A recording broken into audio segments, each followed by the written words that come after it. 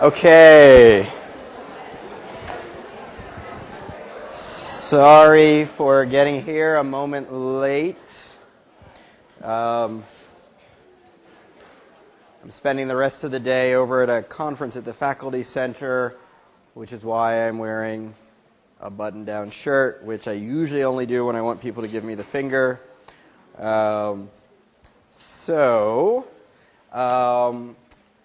We're going to be talking today about self-control and self-awareness. Let's see, I should just take a vote on this now. Okay, so here's the deal. We're probably going to get through the whole self-control, self-awareness lecture today. Okay, we may or may not get to the beginning of the losing control lecture. So here's the question for you. You're going to vote on it. That vote will be binding, I think, which is the following. Today was technically the day we were supposed to do the losing control lecture. So we're now one full lecture behind. So here are the two options. The two options are Tuesday, regardless of what we choose, I will lecture on losing control. That material can either be on the midterm or the final. If I put it on the midterm, then Tuesday's lecture will count. If I put it on the final, I will probably end up making the midterm a little bit shorter, because it will be based on fewer lectures, the final a bit longer, and it means the final will be based on more material than the midterm. Okay? And I will say also the following, that I have heard a couple of people say, and I don't know that I agree with this personally, that the second half of the material for the quarter is actually a little bit harder than the first half material. So my recommendation would be to count it for the midterm, but you're the ones taking the exam, and I don't care which way I write the exam. So it'll either be fewer questions and the midterm will be worth a few percentage points less for the final grade, or Tuesday's lecture will count towards the midterm. So if you want the losing control material from Tuesday to be on the midterm, raise your hand. Awesome. I don't need to take the other vote then. I am so impressed with all of you. People almost always say, just give it to me later. Whatever it is, I don't want to deal with it now. Okay, so Tuesday's material, to the extent that it's on losing control specifically, anything after that won't be. But the lecture on losing control will be on the midterm. If your friends aren't here, let them know. Yeah. In the back corner? Yeah, I will get today's notes up right away, and Tuesday's notes I'll get up right away as well. And in the back, yeah. Wait, what? This group is special. That's true. This is my favorite 135 class ever. I know all your names, and I'm expecting great things from each and every one of you. Yes, Jerry. Josh. I was so close, right? Could have been Mark, yeah. What's that? The review sheet is up. It's on the website under list of documents for the class. There's a section review sheet, which is the only review sheet. That's what I've always said there was going to be. Yes. What's that? The practice exam is not up because I need to put it up, and I haven't yet. See that? I actually said nothing as I answered that question. Remember Ellen Langer's book, Photocopier Study? That was just like that. Yes, it's not up. What's that? Yes, so the Monday review session, let me say two things about that, at least two. So Monday, 5 p.m., in here is the review session. It will be video podcast, not just audio podcast. I'm sorry to whoever's in the booth that they're making you come. I didn't ask them to do that, but they said they would anyway. It will be all question and answer. I will not come prepared to do anything other than answer the questions you have, and the TAs, or at least some of the TAs, will be here as well. And so for the first 10 to 15 minutes of the review session, they'll answer questions you have about section-related stuff, and then for the rest of the time, I'll take questions about lecture-related stuff. Okay? Yeah, and then on Wednesday of next week, I will try to have longer than normal office hours because obviously Tuesday's material is going to be on the lecture, but it will come after Monday's review session. So I will try to stick around after class on Tuesday and have longer office hours on Wednesday. Okay, so we are talking about self-control today, self-control, self-awareness. And so I want to start by showing you my favorite video ever on self-control. This comes to us courtesy of Walter Mischel at Columbia University. These were famous studies done in the 70s where 5-year-olds were sort of given the following dilemma. And the dilemma is, you're a little 5-year-old sitting at a table in a little experimental room, and they put 2 things in front of you. A little bell that you can ring, and a marshmallow. Okay? And what you are told as a little 5-year-old is, here's a marshmallow, it's yours. Okay? If you would like to eat that marshmallow, go ahead and ding the bell, and we'll know that you're done and you'd like to eat the marshmallow. But if you wait till I come back, because I'm going to leave now, if you wait till I come back, okay, you'll get 2 marshmallows. So 1 marshmallow now, or 2 marshmallows in some undetermined amount of time, because they didn't say how long they would be gone for. So let's watch these 5-year-olds.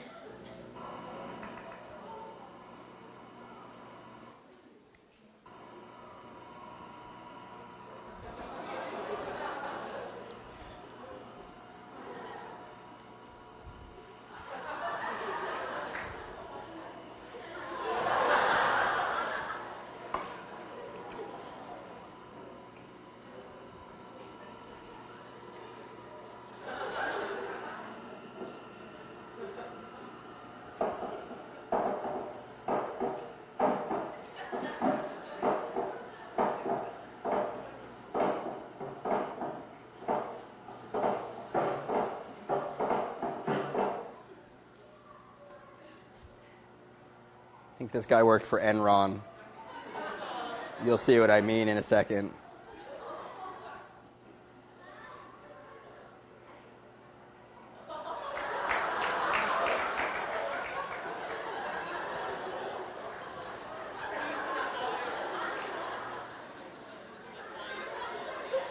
Watch this.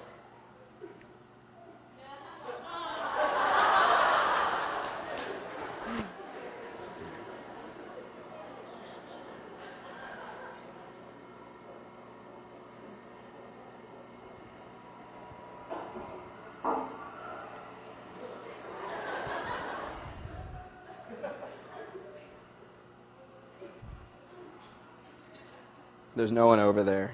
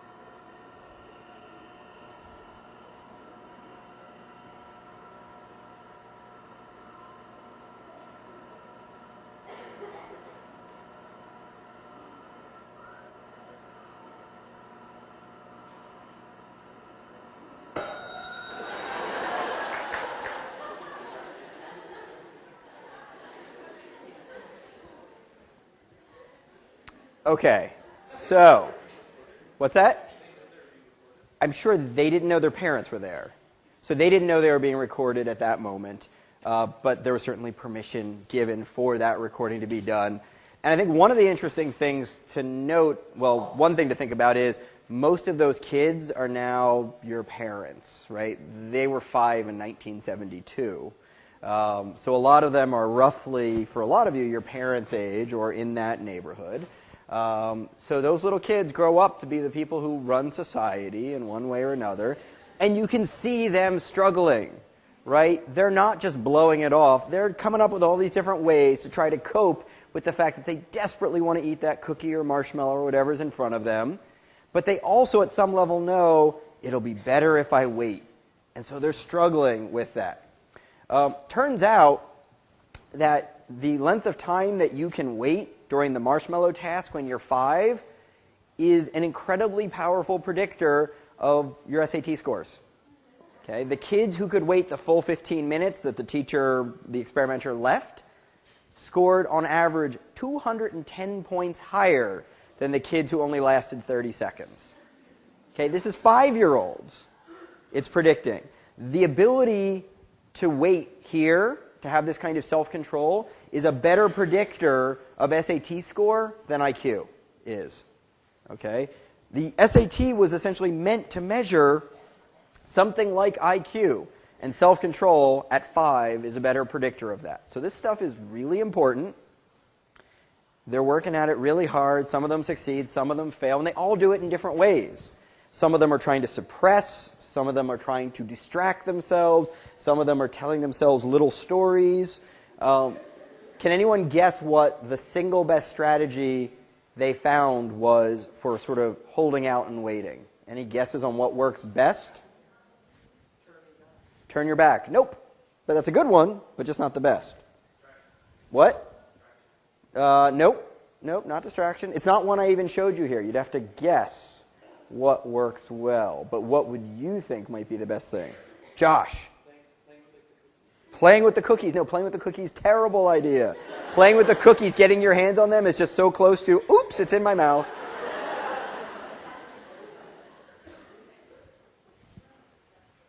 What's that? Whatever one works best for you? Well, that's probably true also. But in terms of a single strategy that works best for most people, I'm just going to tell you because it's not obvious. People who imagined that they were looking at a picture of a marshmallow and imagined that there was a picture frame around the marshmallow could wait forever. Okay? So they literally reframed what they were looking at, and that turned out to be the best strategy. So we're not going to talk in here about this because we just don't have time, but in the emotion literature, there's something called reappraisal, which is essentially reappraising or reframing some emotional thing that's happening to you to understand it in a different way, and that's very similar to what worked best here. Now, what I want to talk about is where does self-control come from? Okay. We have these funny statements like, I dragged myself out of bed, which kind of makes it sound like there's a person named I and there's a person named myself, and one of them dragged the other of them out of bed, but really we're just talking about one person engaging in some kind of self-control over themselves. It's a very odd proposition when you think about yourself controlling yourself. What I will suggest, is that a major clue to understanding this is understanding the nature of self-awareness and where self-awareness comes from. So, here's a couple questions for you. Do you think that prairie dogs are self-aware, reflectively self-aware? Raise your hand if you think prairie dogs are reflectively self-aware. Okay, so most of you were at my last lecture. Good. Prairie dogs, probably not reflectively self-aware. How about little babies? Okay. I do look pretty cute in that picture, don't I? So the reason I show this particular collection of pictures is because if my son was reflectively self-aware, he would never let me take these pictures. Right? There's a girl's hat. And that one up in the corner there is the first picture we sent out to everyone after he was born. And we put, my wife wasn't so thrilled about this, but I put a baby toupee on him.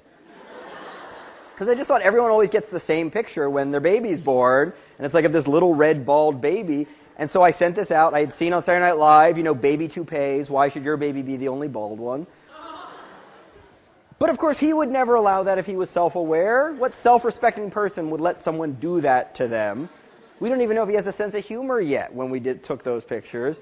And that one's kind of embarrassing, too. He's got a diaper rag on his head. So I think, in all likelihood, that for a couple of years, babies are not reflectively self-aware. Incidentally, some people thought the baby toupee picture was real and said, wow, he's got a head of hair on him, with no irony whatsoever. We can also ask another question, though. Are babies other aware? Okay, so here's my son at daycare, and this is him at maybe, 9 months old, and he's obsessed with the other slightly older kids. Okay? He's obsessed with his parents, us. Okay? He's constantly focused on and trying to make sense of us, but I don't think he's gotten a sense of himself yet at this age. In fact, if he had a sense of himself, he might not do this, right? Because if I told all of you to turn to your neighbor and do this, I don't know about that. Right? Being self-aware probably inhibits your ability to do that. So let's think for a minute or two about what other people do for us when we're little. Okay? And in this case, I'm really referring to your caregivers, mom, dad, whoever it is that sort of had responsibility for you when you were a baby. Okay? When we're growing up, the other people around us, but especially our caregivers, they tell us about the world and what's in it. Okay? They tell us that we have a self. Right? We treat our son like he has a self all the time. We tell him about himself. We say, wow, you're so smart, you're so athletic, you're so this, that, and the other thing. Okay? We also tell him the way he should be all the time, right? Good boys don't push and hit other children. Okay, he went through a little phase where he did that. And his teachers and his parents every day until it stopped reinforced this. That's not okay. That's not what good boys and girls do. Okay? He internalized that. He came home after he started to get it, and for like a week, every day, the first thing he would say after school is, Mommy, Daddy, I didn't push anyone today. Okay? That value wasn't there, and it came from us and went in. That's where it came from. We saw it happen in the span of a week. Okay? And the other thing they do is they take care of us, our parents, hopefully. They make sure we have food, clothes, and shelter. And when we're little and we don't want to do something, it's our parents who make sure we're doing the things we should be doing. So, when our son doesn't want to go to school at, 8 in the morning, it's his mom who drags him out of bed, not him. If it were up to him, he'd just stay and play all day. But his mom, or me, drag him out of bed and get him where he's supposed to be. Okay? So in essence, when we're little babies, it's our parents who regulate us. We don't regulate ourselves when we're babies. Our parents do that for us.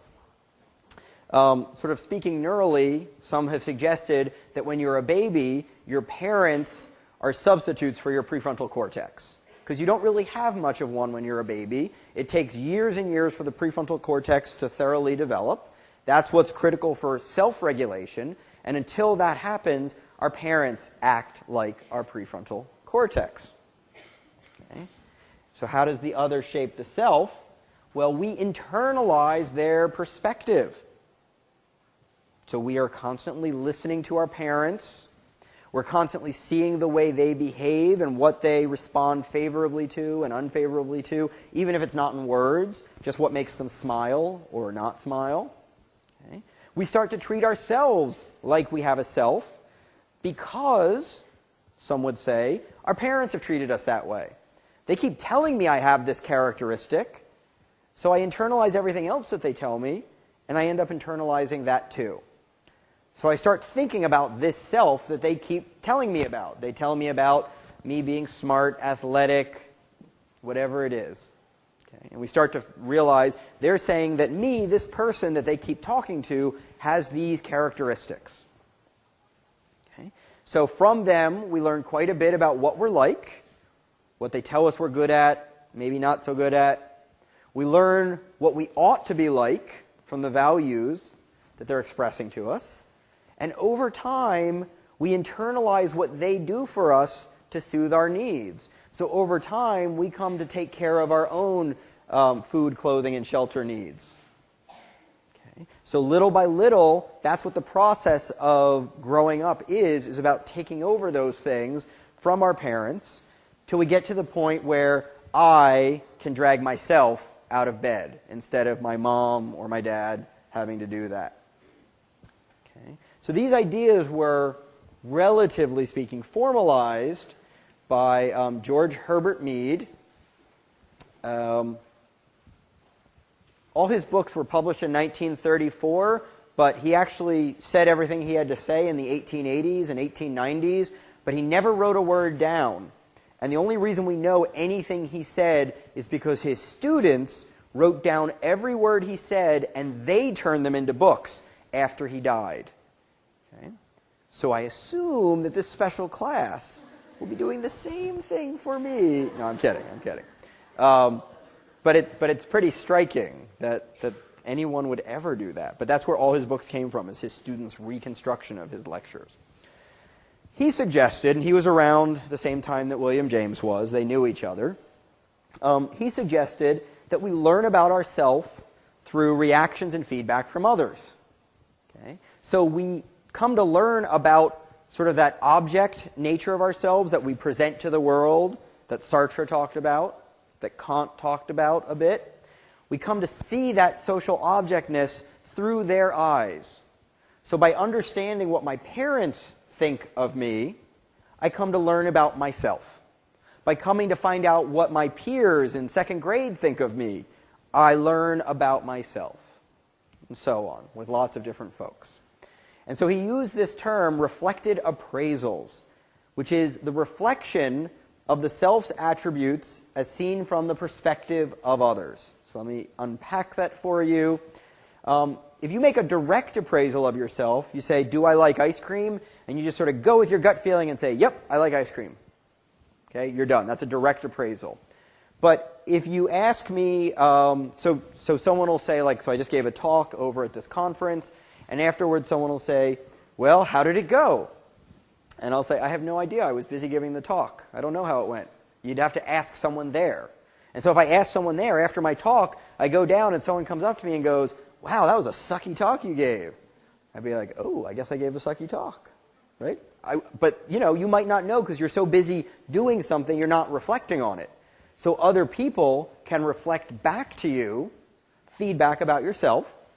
A lot of that's going to come from your parents when you're young, but we get it from all different sources in the world. I can get reflected feedback from all of you just based on, like, that guy who's asleep right there. Yeah, he is. No, not you at the hood behind you. Yeah, there he is. He's smiling now. So he wasn't fully asleep, right? So I'm constantly getting feedback that I might not even be consciously aware of, but it's coming back to me because all of you are either leaning forwards or leaning back, writing a lot, not writing a lot. I saw some guy over there when I was walking in playing Nintendo. So if he's still playing Nintendo, that could distract him from me, and I might pick up on that. So we pick up on this feedback in all sorts of different ways. And this is like the flashlight mirror issue I talked about when we talked about Kant. We can't see ourselves, so we look to other people to reflect our qualities back to us. Okay? And from this perspective, most self-knowledge is not gained from introspection. It's gained from thinking about what others think of you. So a reflected appraisal is what you think somebody else thinks of you. Okay? And his suggestion is that when you figure out that someone thinks something of you, and it's someone whose opinion you value, you're more likely to come to think that of yourself. Okay? So if your parents are always telling you you're good at something, you're likely, when you're a little kid, to internalize that and say, I guess I'm good at that thing. Is there a question? Yep. right? So the question is, does it matter whether it's what we think they think versus what they actually say versus what they actually think? And I think what ultimately matters is what you think they think. Now, part of what drives what you think they think is what they tell you they think. But sometimes they don't tell you, right? We don't give people negative feedback in words typically. We sort of show facial expressions that indicate negative feedback, or we just go away when we want to give negative feedback because we don't like confronting those situations. And so when somebody walks out of the room, so let's say I'm giving a talk and like a third of the room leaves, I may make assumptions about why those people left. I might not know that there was something really cool across campus that if I knew about it, I'd want to leave and go do it. And it might not have much to do with me, but I might think that's what it means. So remember on the first day of class, when I gave the definition of social psychology, I said what really matters is sort of what we perceive to be the thoughts, feelings, and behaviors of others. Those can be just as powerful or more powerful than the actual thoughts, behaviors, and feelings of others. So Mead suggests that in our heads we essentially create something that he calls the generalized other. And we don't create this on purpose. It's just human beings are built this way such that this generalized other comes to form in our heads. The generalized other is kind of an overall collection of that feedback that we're getting from those other people that are important to us, parents, siblings, students, teachers.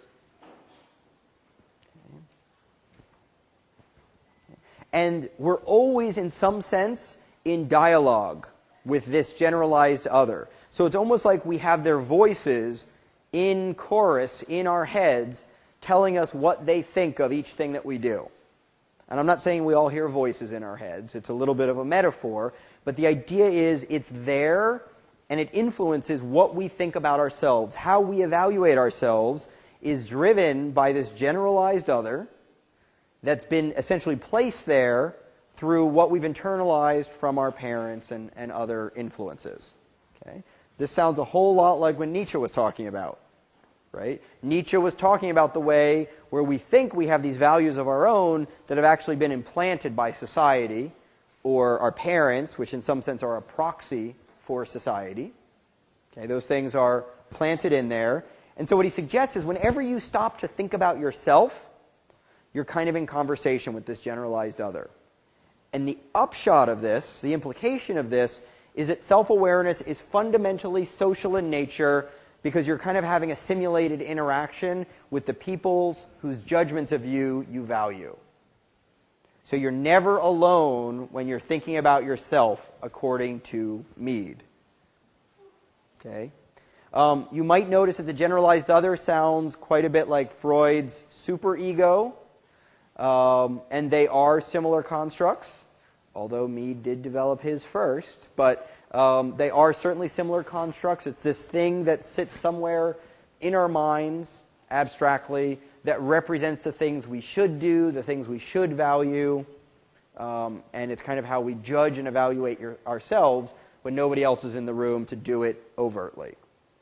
So just to give you a little bit more of an explicit definition of the generalized other, because I know it's a tricky concept, the generalized other is like your internal simulation of what your mother and others would say if they knew what you were thinking and feeling right now. So if you're about to go cheat on a test, right, if you're not self-aware, you just go ahead and cheat on the test. But if you stop to think about yourself and think, is it okay to do this? Should I be doing this? The part of you that says, no, not okay, is this simulation of what your mother and other proxies of society would say to you if they knew you were thinking about going to cheat on the test. So it's kind of a simulation that we have in our head that develops over the course of our childhood. Yeah. Those who cheat anyway, we're going to get to that. I'm not going to give you the answer right now, but I absolutely will get back to that in the next 15 minutes.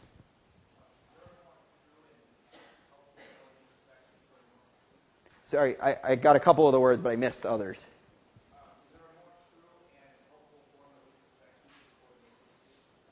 Yeah, I'm missing words here. Can you just a little louder?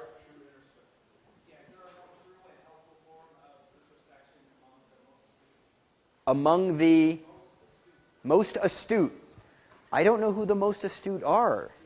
I don't know that there is. I'm not sure that there's anything to have a more accurate form of introspection would be. I think the thing that we imagine is happening during introspection is mostly just an illusion. I don't think it represents what we think it represents. I think the most astute people have a better idea of how the world evaluates things, and they know how to move adaptively through different situations, but I don't know that they necessarily know themselves better introspectively. I think the most astute people recognize that they don't know everything and that the people around them have valid points of view on other things and on themselves.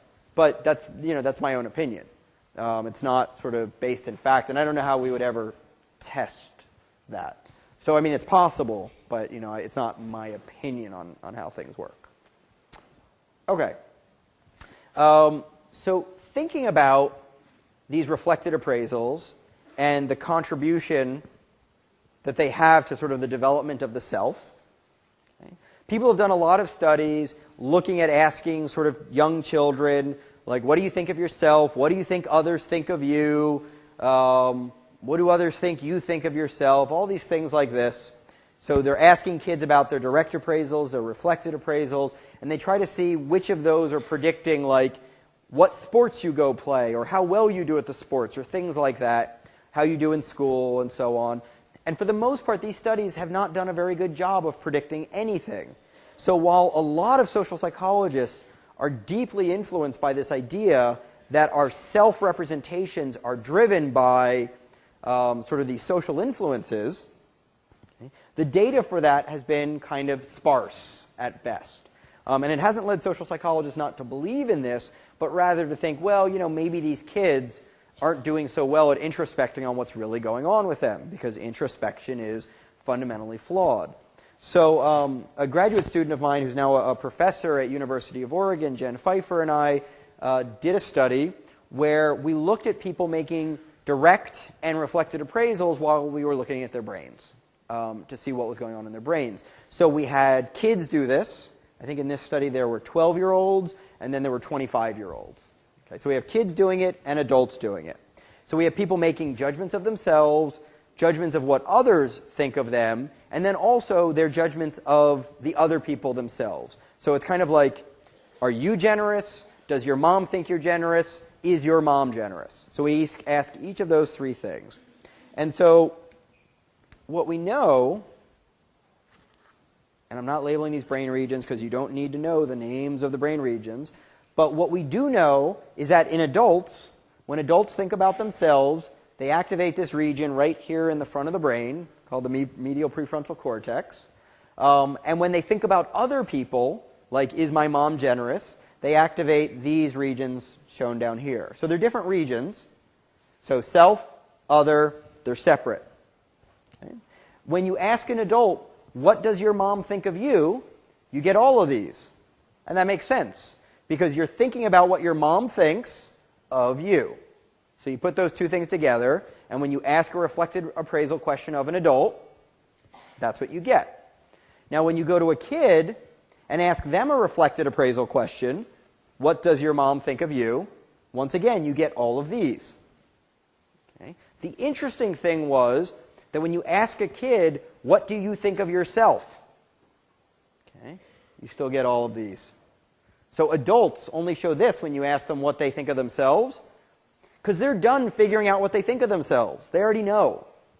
But kids seem to be doing something social when you ask them, are you generous? They seem to be doing something where they're recruiting the parts of the mind that are involved in thinking about what other people are thinking. Okay? So this is at least some evidence that when kids just think about themselves, they seem to be doing something social. That just sort of says what I just said. Okay, now we're going to talk about objective self-awareness, and pretty much we're going to focus on this for most of the rest of our time today. Objective self-awareness is an attempt, roughly speaking, to take what George Herbert Mead was talking about kind of philosophically and make it empirical, make it a useful scientific theory, a useful scientific model. The name objective self-awareness is a terrible name. It shouldn't have been called objective self-awareness. You'll see why in a second. Okay.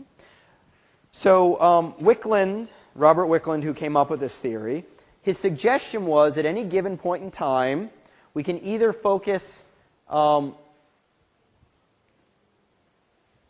outside on the world or on ourselves. So we're either busy being lost in the world of activity that we're doing, the way Sartre described about the pre-reflective level, or we can think about ourselves and turn our attention inwards. He said it's hard to do both of those at the same time. And what he says is, when you focus on yourself as a social object for others. And so when you focus on yourself, you're focusing on that object aspect of yourself that is potentially revealed to others that you're trying to sort out. So am I generous? How do I look to others? Do I look generous? Am I behaving in a way that's consistent with people seeing me as generous? So remember, Sartre talked about that sense that we are an object for others, but in a way that's hard for us to figure out. Okay? And he's saying when we turn inwards, we're focusing on ourselves as an object, as something that can be seen and judged by others. So really, this theory should be called object self-awareness, not objective self-awareness. Because the idea is that we're self-aware of ourselves as objects to be judged by others. So anytime you see objective self-awareness, you should think object self-awareness, not objective. Objective makes it sound like it's true self-awareness. That's not what he means at all. It's not about accurate self-awareness or true self-awareness. It's about focusing on yourself like you're an object for others that can be judged and evaluated. And he essentially suggests that when we are objectively self-aware, we use what Mead called the generalized other to evaluate ourselves and to guide our behavior when we are objectively self-aware. So the generalized other doesn't always guide behavior. So when I brought up the cheating example, right, the generalized other, according to Wickland, isn't always preventing us from cheating because the generalized other isn't always there. Remember, Sartre talked about the self is only there when you stop to think about it. It's not there on the pre-reflective level. So in this way of thinking about things, if you're focused on the outside world and not focused on yourself, the generalized other is dormant. It's not there guiding behavior. Only when we're made objectively or reflectively self-aware will the generalized other influence our behavior. Okay. His other suggestion is that when we are thinking about ourselves and our object nature, that we can be evaluated by others, we think about the standards and expectations that others have, and this is typically aversive, negative, distressing. Okay? Remember, Sartre said, fundamentally associated with becoming aware of yourself is anxiety. Because becoming aware of yourself means you can be judged negatively by others. Okay? So Wickland is suggesting that thinking about yourself is fundamentally an aversive experience, and lots of people disagree with this statement. So I'm not telling you that this is true or false. I'm telling you that this is what the theory is. I think it's certainly the case that a lot of the time when we think about ourselves, it's because of something where we're worried about not measuring up to some standard, not finishing something on time, not doing well enough at something. That tends to make us self-focused. But if this happens, if we're made objectively self-aware, and if that's a negative state, then we have a couple of options of how to respond. We can change our self-concept, what we believe to be true of ourselves. We can change our behavior, for instance, not cheat like we were just about to. So we can refrain from the negatively evaluated behavior. And these are kind of Apollonian options. These are sort of restraint things. These have to do with the categories that we put ourselves into. The other option is escaping self-awareness. So if being self-aware makes me distressed and makes me feel like I have to do the right thing, if I can turn off that self-awareness, I'm free to do whatever I want. Okay? And this is kind of more Dionysian, letting kind of the more impulsive side of the self come through. And certainly, we can imagine that a great deal of behavior that people engage in terms of drinking, drugs, and other things where you lose your sense of self sometimes are partially motivated from a desire to not be so exquisitely self-aware, self-focused on our own shortcomings, on whatever trouble is going to meet us in the future. Okay? So he suggests that these are kind of the options of how we can respond when we're made objectively self-aware, and that's a distressing experience. So, in a series of studies, he made hypotheses based on these assumptions that were on the last slide that I showed you. His hypothesis, first, is that becoming objectively self-aware makes you evaluate yourself more like someone else would from the outside, seeing yourself more as a social object for others. And what he suggests empirically is that if this is true, okay, you should evaluate yourself when you're objectively self-aware more the way you would evaluate a stranger. Okay. So to explain this study, I have to tell you about another study first. So the study I have to tell you about first, which is not what Wicklund did, but helps us make sense of Wicklund, is a study called the actor-observer effect.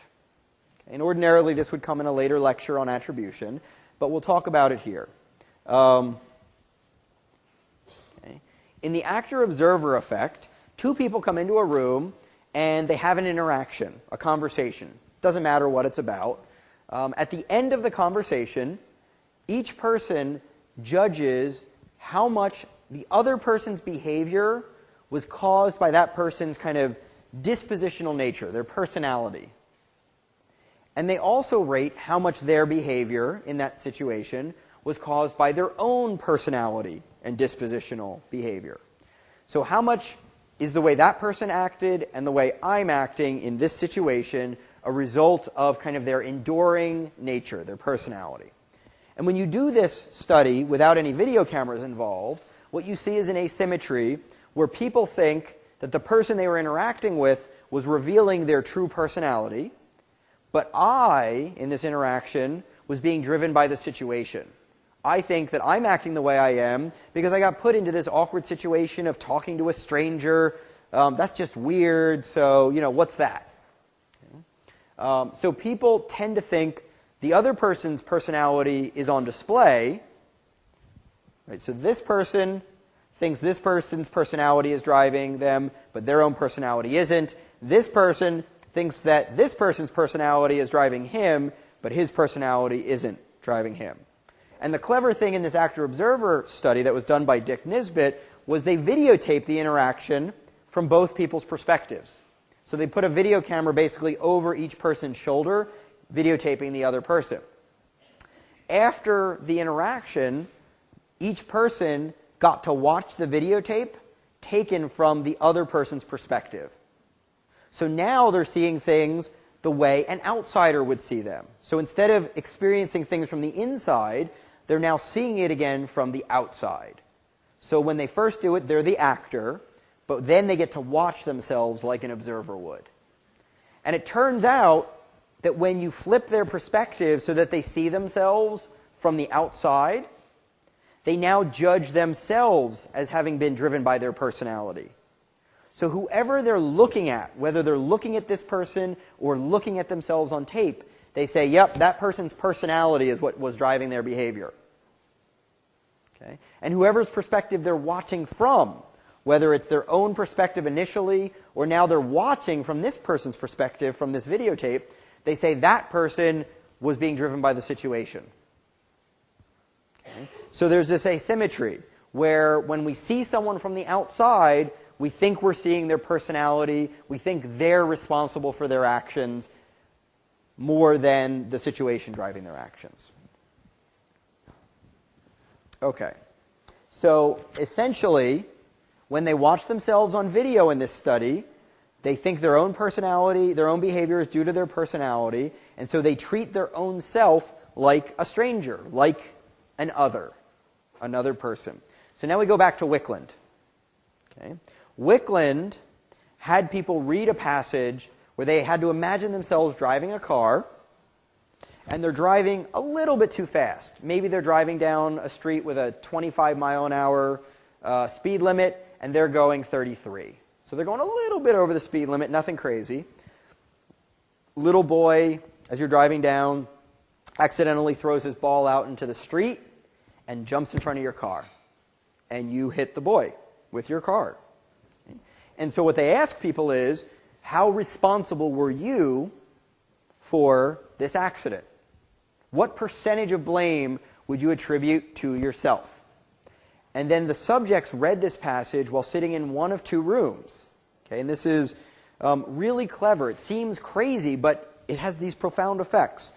So you're either just sitting in a room where you're reading the passage and there's nothing distinctive about the room whatsoever, or you're sitting in the room and just randomly on the wall in front of you is a little mirror.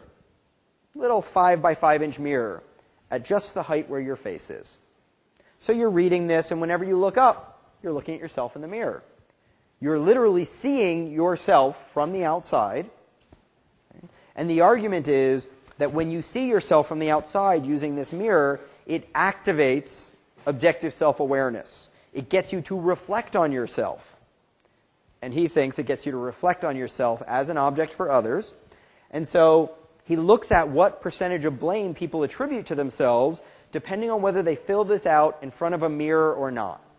Now, you already know what the data are going to look like, but it's always good to stop and ask yourself for a second, do I really believe that I would think I'm differentially responsible for that accident based on whether or not there was a little mirror in the room? That just seems crazy, right? You believe it because that's the way the data came out. Okay? People blame themselves more when they're in front of a mirror than when they're not in front of a mirror.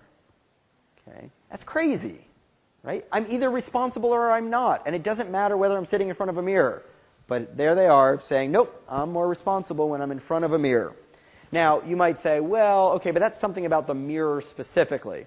But they've done this 100 different ways. They've also done it where you think they've got like a blood pressure cuff on you, and they say, we've got audio of like your heartbeat or something. Sorry, so they'll put like something on you so that they can get sound from you, and they'll say, we're going to be playing back your heartbeat. And just having your heartbeat played out loud is enough to get people to act this way.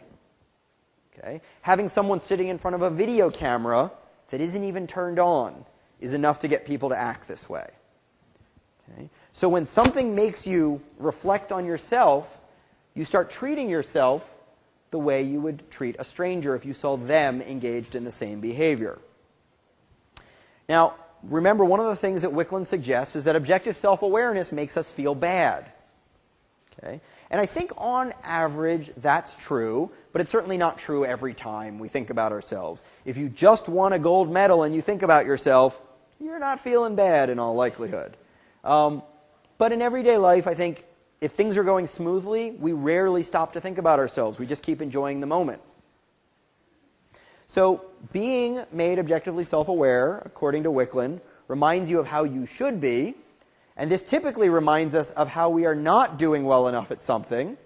And this makes us feel bad and should make us feel bad about ourselves. I have no idea why I wrote that twice, essentially. I'm not really sure.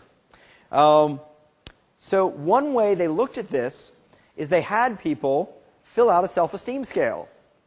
And a self-esteem scale is basically you saying how valuable you think you are, how much you like yourself. And they had people fill out this self-esteem scale, either sitting in a room with nothing on the wall, sitting in a room with a mirror in front of them, or sitting in a room when there was a TV show playing. So there was a TV in front of them and there was a TV show playing. Okay? When do you like yourself most? When you're in front of the mirror or when you're in front of the TV not thinking about yourself? Okay? Well, we like ourselves more when we're in front of a TV show and not actually thinking about ourselves. So the less we think about ourselves, the more we like ourselves. That's kind of odd. Okay? But a really good explanation in part for why people watch TV so much, because I feel good about myself when I watch TV, and I feel good about myself because I'm not feeling bad about myself. when I watch TV. If you're looking at yourself in the mirror, you like yourself the least compared to the other conditions. Okay. Now, another thing Wicklund said is that objective self-awareness is aversive, and so if we can, we will try to escape that situation. We'll try to escape that thing that's making us feel objectively self-aware. Okay. So Wicklund did a study where he had people fail at some task. It doesn't really matter what it is. Maybe it was an anagrams task. Let's see if I can tell. Well, the critical thing is they failed at some task, and they either did that task sitting in front of a mirror or not. And they were told, the experimenter said, here, do this task, and I'll be back in a while to get you. But the experimenter never came back, just like in that study that John Barge did. The experimenter never comes back, and so what they look at is how long it takes before you get up and leave. Okay? So you've either failed or succeeded, and you're either in front of a mirror or not. And if you have failed and you're in front of a mirror, people leave more quickly. Any other combination, they stick around longer. But if you failed and you're sitting in front of a mirror, which makes you objectively self-aware, people leave, a minute and a half to 2 minutes earlier. So there's something motivationally driving them differently than these folks. So failure in itself doesn't necessarily drive you out, but failure in the context of being made self-awareness seems to have this effect. And then finally, the last thing, and this relates to the cheating idea, is that the other option besides escape is to make sure your behavior conforms to the standards of the generalized other, or whatever other sort of standard is activated in your mind. Whatever sort of is going to make your behavior acceptable, if you work towards doing that, you'll stop feeling bad about yourself when you're objectively self-aware. And there have been all these studies done with, giving people the opportunity to cheat or not, when they're in front of a mirror or not, and people cheat less when they're in front of a mirror. Okay?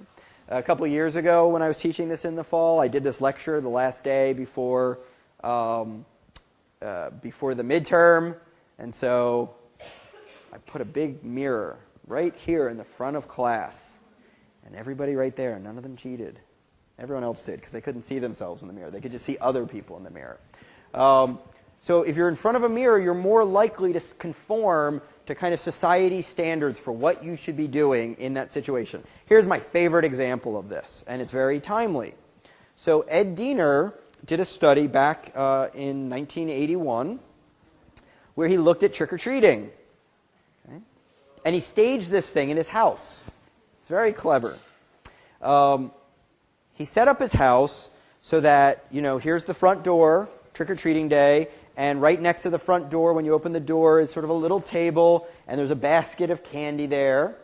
Okay? And so little kids would come up in their costumes, ring the doorbell, he'd open the door, they'd say, trick or treat, and then he had it rigged so that his phone would ring.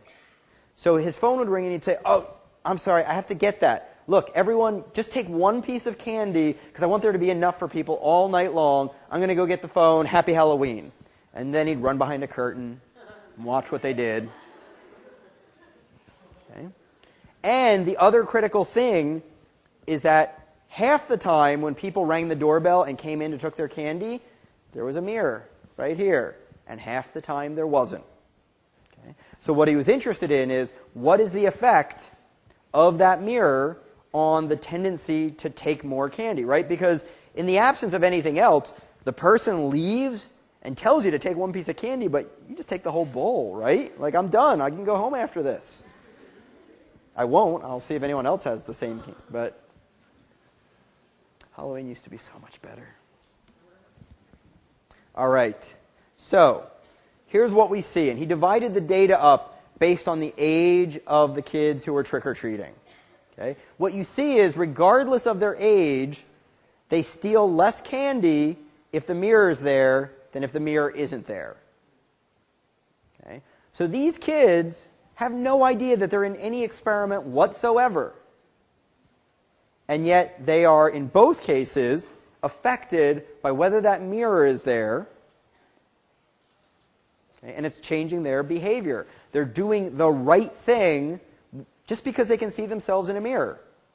That's the only difference between the two conditions, being able to see yourself in the mirror. Is there a difference between the age because, like, the older, the more aware? Is there really a link to that? Right. So the older kids are more aware in what way? What are you thinking? Because they didn't steal. Right. So, But what are they more aware of? What are you thinking about? I just want to know what you're... like general rules. So they're more aware of what the right and wrong rules are, right? I think that's part of it. Okay? But you also have to think about the fact that while they stole nothing here, right, they're total bandits when there's no mirror. So knowing what the rules are clearly is not sufficient, right, to getting people not to cheat. That's not the whole story here, okay?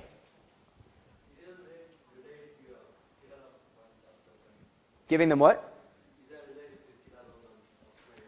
Certainly is potentially partly related to development of the brain, but if it was just that, you would expect the older kids to steal less in general, because they are developing greater self-control capacity as they're getting older, and yet in the absence of a mirror, again, they're the ones who are doing all the mischief-making. It's the sense of self, because when you asked the 5-year-olds to define their sense of self, they didn't look to themselves, they did it as a social act. But perhaps it's more developed, that sense of self center of the brain in the 13 and up group than in the under 12 group. I think there's something very important about the idea that the self is more developed in the 13-year-olds than the younger kids. I think there's a slightly different nuance on it, but I think it's an important distinction. So this time when they're 13, right, is there ever been a time in your life that you were more painfully self-aware than when you were 12, 13, 14, 15, right? That is self-awareness, and nobody doubts that self-awareness in those ages is not the most pleasant kind of self-awareness, okay? Now, the interesting thing here to me, in part, is that this was taking place on Halloween. Okay? These kids are all wearing costumes. They are all anonymous. Okay? And one of the things we're going to get to in the next lecture is that anonymity gives you license to do bad things. It gives you license to not reflect on the self because the self isn't on the hook. So this is like diffusion of responsibility. The less visible I am, the less individuated I am, the less identifiable I am as a particular individual responsible for my actions, the more license I have to go do whatever the heck I want to go do. And so I think part of the equation here is that when these folks, when you're 13, 14, 15, my guess is you're kind of walking around objectively self-aware all the time. It's really kind of intense. And there's brain stuff going on that matches that as well. There's sort of this hyper response in the self-reflection parts of the brain when you're 12, 13, 14. Okay? So if you're objectively self-aware all the time, maybe it's not the mirror that's really having the effect on those older kids. Maybe it's that when they're in costume and invisible, that gives them the rare freedom that they don't usually enjoy the rest of the time during the year. That's speculation, but I think it's interesting to speculate about, so much so that I have this whole slide that just says what I just said to you now. So I won't say it again.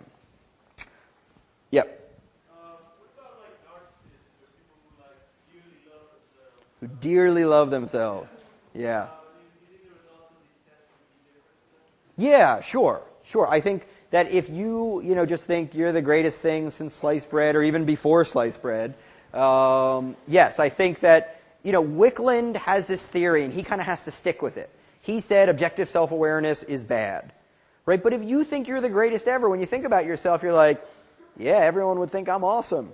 Let me think. What does my mom think of me? She thinks I'm awesome. Everybody I meet, they think I'm awesome, right? Because that's what a narcissist thinks. So the standards they have in their head are saying, yes, I'm passing all the tests. So thinking reflectively about themselves, doesn't sort of make them nervous about what they should be doing. But it also leads them then to do lots of things that are not socially valued because they're not very well calibrated to what people actually would think about them. So they're not actually getting a very accurate read in the feedback that they're providing themselves through their generalized other. So telling your kids that they're perfect all the time is just setting them up to be narcissists. Okay, so I wasn't pointing at all you to say you all are. I was pointing at all of you thinking, do you have any more questions? Very different construal. Sorry, I just realized as I did that, I'm like, they just think I insulted all of them. And that was not what I was thinking. All right. So Wickland says that what's being activated when you become objectively self-aware are your values. Okay? And I always find myself thinking, if they were really my values, why would they need to be activated? Like, I don't need to be put in front of a mirror to know I don't want to kill anyone. Right? Like, well, I was going to kill someone, but then you put that little mirror there, and now I remember I don't want to kill anyone. Okay? And of course, we've talked now at length about the fact that what Nietzsche would say is that that generalized other that's being activated is society's values, not your own. Your own values, in some sense, are being suppressed by what's sort of been installed there by society. And so I think that you can raise the question of what's being activated, your own values or society's values. And there's a couple of studies, when you put them together, I think they actually tell us something about this. So Wickland had a couple of students, Chuck Carver and Mike Shire, who went on to be really, really famous in their own right. And they did studies early on this when they were in graduate school. And they did these studies where they brought in subjects, and it was a little bit like Milgram. They were told, okay, you're going to be the person shocking the other person. And the subjects were told one of two things. So everyone was told, you're going to be helping that other person learn. And you're going to be deciding after every time they go how much shock to deliver. And this is back, in the 70s where people thought like shocking people could be therapeutic. Shocking people could be a way to help them learn, right? There were punishment theories of learning. Okay? We now know punishment isn't a very good way for anyone to learn or develop or anything like that. But back then it was less clear. And so they said, you're going to be helping this other person learn. After each time they get something wrong, you are going to be deciding how much shock to give to that other person. But then before they were let go, they were given a little information from the experimenter about what the experimenter thought was kind of the right thing to do. So the experimenter says, you do whatever you want to. But in one case, they were told, let's start with the green one, previous research suggests that a higher level of shock will increase the memory performance of another person. So if you want to help that other person, you should increase the shock level. And other subjects were told, you have to give some amount of shock, but you should know that the evidence so far suggests that shock doesn't really help the other person learn, so there's no reason to really ramp up the shock in order to help the other person. So these are these folks down here. The study was either done in front of a mirror or not. Okay? And what you see here is clearly the person's own values are not what's being activated when they're in front of a mirror. See, when they're not in front of a mirror, they all do the same thing. They all kind of ignore what the experimenter said. And they just do whatever level of shock they want to do. There's no difference there whatsoever. But when you're in front of a mirror, now you're sensitive to whatever the experimenter told you was the right thing to do. Okay? So this isn't about your own core values. This is about what the experimenter told you 5 minutes ago. Okay, that's different. That gives us a different flavor for what's going on here. All right. Now, this was the 70s. Okay. Lots of bad hair, bad pants. Okay. Moving into the 80s, tight pants instead of loose pants. We have Torrey Higgins. Torrey Higgins, if you'll recall, is the guy who created the Donald paradigm. Okay. And I don't mean the bad hair on the millionaire. I mean the one where you see the ambiguous behaviors performed by Donald and you're primed to see Donald one way or another. And Higgins essentially came up with what he called self-discrepancy theory, which, with being relatively diplomatic about it, kind of asserted that objective self-awareness theory was too simplistic. It was missing some key things that we need to consider. And his big insight is that when we think about the ways, when we turn inside and think about the ways that we may fall short of others' expectations of us, there's different ways that we can fall short. Okay? And the different ways that we fall short are going to have different consequences for our behavior, for our thoughts, and for the kinds of feelings we're going to have when we think about the possibility of not sort of achieving the thing that we'd like to achieve. And so he broke things down into a couple of different pieces. He said, we have an ideal self, an ought self, and a real self. Okay, you want to make sure you understand these three things clearly, because even though they sound kind of obvious, they can be a little tricky. So your ideal self is whoever you would ideally like to be. It has to do with the things you want to do, that you hope to do, that you aspire to do and be. Okay. The ought self refers to the things that you think you're obligated to do, the things that you think you are responsible for doing. Okay? So I am responsible for taking out the trash at home. I do not aspire to taking out the trash. It in no way is one of the things I hope that I get to do in my life. It's something that I feel I'm supposed to do. Okay?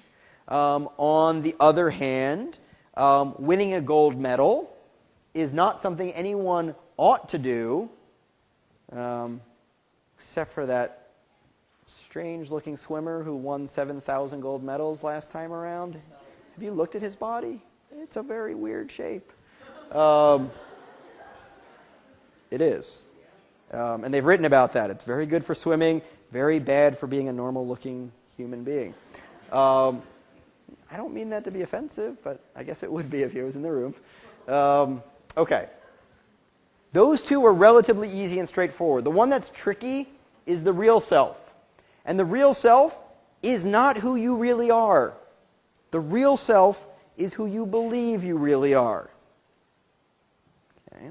I would highly recommend knowing that distinction for the midterm, for instance. Real self, who you think you are. Okay? And so you can be inaccurate about this thing that Higgins calls the real self. Okay? See, that's the story I already told you. Now I know I told you that story, because I asked you last time if I did. And so the real self can either not live up to its ideals or its oughts. So depending on whether at a particular time we're focusing on the ideal self or the ought self, we're going to be comparing the real self to different things. And there's consequences of which we're comparing to. Okay. So in this study that Tori Higgins did, he either had people think about their ideal self or their ought self and say where their real self compared to that.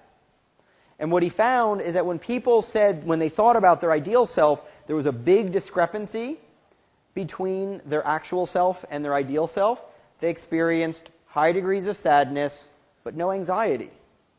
But, okay, when they thought about their obligations and whether or not they were living up to those, when they didn't feel they were living up to those, they felt anxiety, but not sadness. Okay? So, not living up to your ideals is associated with sadness. Not living up to your obligations is associated with anxiety. Any ideas on why not living up to your obligations would be associated with anxiety as an emotion? What's that? Guilt? Maybe. Let's go for another one. Yeah, so it has to do with what other people think of you. So nobody gets thrown out of the tribe for not living up to their ideals. Like, except in like bad characterizations of like Russia from the Cold War era, right? Nobody ever like, you didn't win a gold medal, out. Right? No, you didn't win a gold medal. Oh, I feel bad that things didn't go the way you wanted them to. Okay? But if I don't take out the trash, my wife, out. No, not really. But yeah, and take the trash with you, right? When we don't live up to our obligations, those are the things that typically reflect our social contract with either our group, our class, our family, our society. When we don't live up to our obligations, right, there's no laws about your ideals, but there are lots of laws. In fact, the entire legal code is about your obligations. Right? You have an obligation not to harm others. You don't have well, now you kind of do. Never mind, I'm not going to go down that pathway. So we have anxiety and fear associated with things that could get us kicked out of the group. And it's our obligations and not living up to those that could get us kicked out of the group. So, okay, Higgins basically, we looked at these two here. When there's a big discrepancy, if your discrepancy is between the real self and the ideal self, you get sadness. If the discrepancy is between the ought self and the real self, you get anxiety. But the positive emotions associated with the low discrepancies are different as well. Okay? So if you have a low discrepancy between your ideal self, okay, and your real self, that's associated with joy. I won the gold medal. That's a joyous, active, emotional state. But when you live up to your obligations, I took out the trash. No, right? We don't have an intense positive emotion to that. At best, we have satisfaction. We have a calm state that nothing bad is going to happen. Okay? So this is an interesting distinction between the ideals and oughts. So this is a very active emotional state, and this is an active emotional state, but these two are kind of sedate emotional states. Okay? I think that's interesting. I will just mention, this is the very last slide, and I will just mention, because I think it's worth mentioning, that self-control can backfire. So we think of self-control and self-regulation, that thing that makes us so we don't cheat, that thing that makes us do the right thing or the hard thing, stick to our diet, study when we're supposed to, all those things. In general, we think about self-control as a really good thing. But someone can certainly be over-controlled. And when someone is, a professional athlete, and they start getting self-aware at the time that they're actually playing the sport, right? That's a terrible time to be self-aware. Because if you're self-aware when you're, at the plate, and you're a batter at the plate, that's going to make you choke, right? Choking in performance, whether it's a musical performance or an athletic performance, choking is often associated with becoming overly self-aware and not letting your dominant automatic responses do their thing. Right? So Michael Jordan's body knows how to play basketball, but if he starts stopping to think about it, that can interfere. If he starts thinking like, should I move my arm a little bit this way when I do my jump shot versus this way? Well, he shouldn't be thinking about that at all. He should just let his body do what it knows how to do. And so athletes often get into these slumps that are associated with too much self-focus. Self-focus is really good when you're learning. Self-focus is good when you need to adapt to do something new. But self-focus can be really lousy when you have a really good automatic dominant response that is the right thing for the situation. And when you second-guess that, you can take away your ability to respond really well. So I hear the rumbling of the books, and it's 1:43. So I will see you Monday. I will see you Monday for the review session, and I will get the practice exam out to you as soon as I can, as well as these slides.